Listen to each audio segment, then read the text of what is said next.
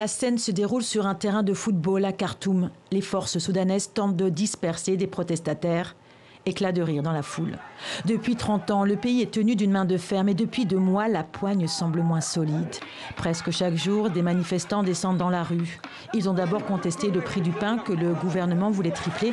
Puis très vite, ils ont réclamé la chute du président Omar el-Béchir. L'homme de 75 ans s'est adressé vendredi à la nation dans un discours télévisé. Je déclare A. L'état d'urgence dans tout le pays pour 1 an. B. La dissolution du gouvernement au niveau fédéral. Et C. La dissolution des gouvernements au niveau provincial.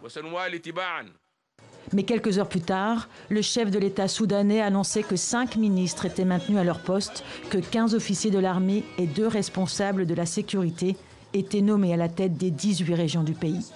En dépit de la répression, l'association des professionnels soudanais, fer de lance du mouvement, va continuer à appeler à manifester, déterminée comme il y a 10 jours à tenir jusqu'au bout.